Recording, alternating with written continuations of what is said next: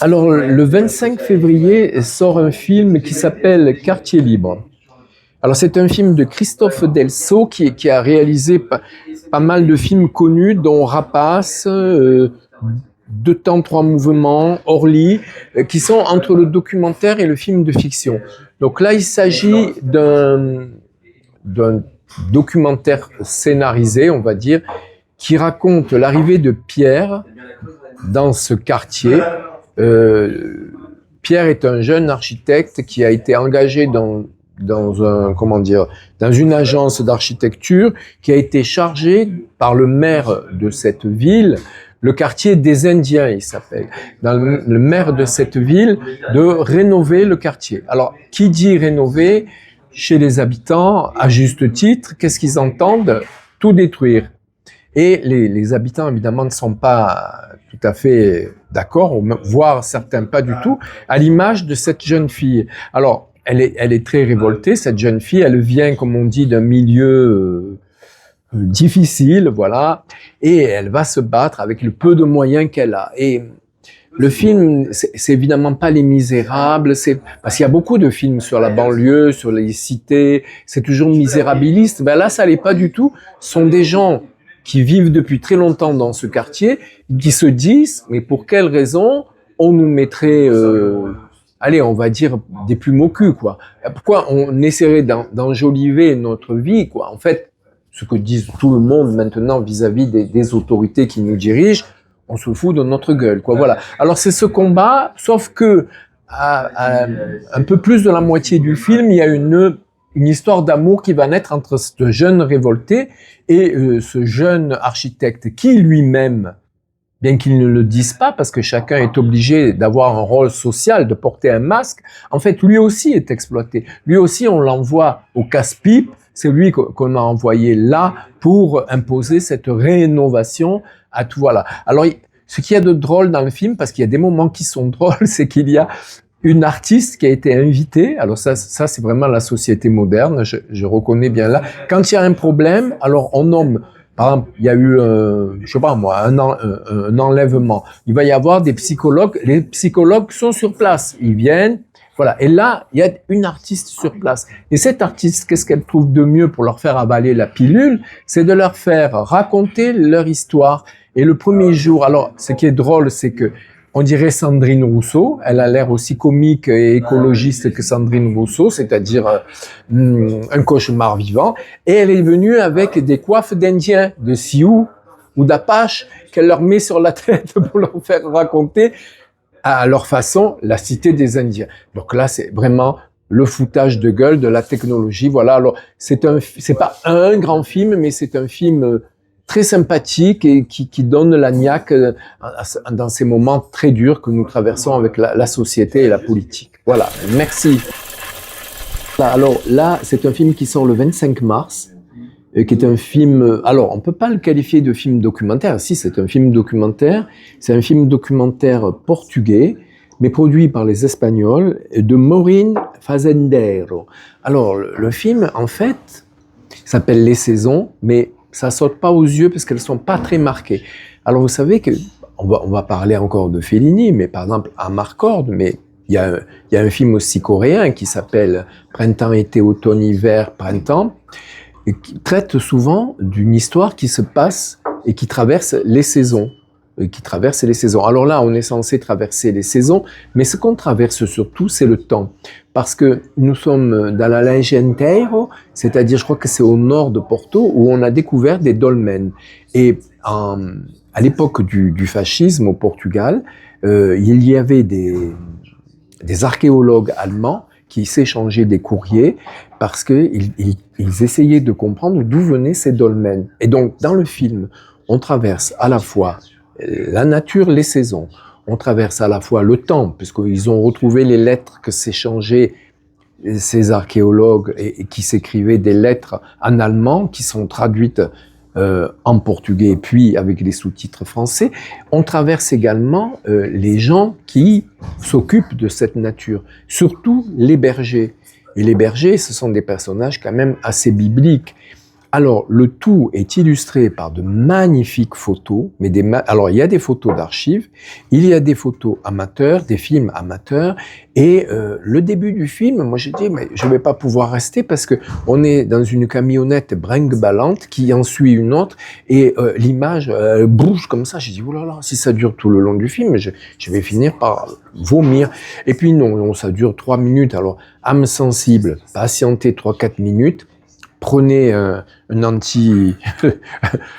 anti-vomisseur avant, mais c'est un très beau film en fait. Mais alors, si vous cherchez un sens à l'histoire, si vous vous inquiétez comment la façon dont on traite les animaux, on ne leur fait aucun mal, je vous assure. Enfin, les bergers, ils ont une espèce de rudesse. La façon dont ils gèrent les chevreaux, on voit des chèvres qui accouchent dans la nature. Enfin voilà, c'est un film qui laisse pas indifférent. Voilà, donc ça s'appelle Les Saisons et ça sort le 25 mars. Je vais vous parler d'un film qui est déjà sorti, mais il est sorti il n'y a pas si longtemps que ça, donc je vous le conseille, je vous le recommande. Et c'est très étonnant parce qu'en fait c'est le dernier film de Paolo Sorrentino qui a réalisé c'est son 11e film long métrage. Et bon, curieusement, comme quoi tout arrive, je n'aime pas du tout Paolo Sorrentino, je déteste le dernier Partenope, j'avais détesté La Grande Bellezza parce que j'avais trouvé qu'il plagiait Fellini, je n'avais pas trop aimé Il Divo, mais là donc j'ai vu La Grazia et La Grâce, puisque c'est ce que ça veut dire en italien, m'est tombé dessus. C'est comme quand quelqu'un, il est dans une église, il a une révélation. Donc j'ai eu la révélation, je me suis dit, mais c'est un grand cinéaste. Alors, il est grand cinéaste certainement avant, il ne m'a pas attendu, hein, et il y a des gens qui adorent, donc moi je suis pas quelqu'un qui va me battre pour imposer mes opinions. D'ailleurs la preuve, je fais amende honorable, La Grâce m'étant tombée dessus, je trouve que ce film est merveilleux. Alors évidemment je le compare à un film de 2008 que je viens de citer, donc c'est Il Divo.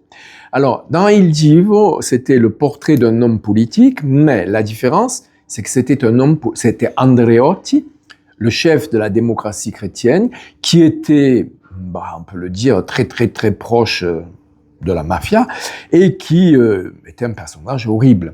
Et donc il était présenté comme ça,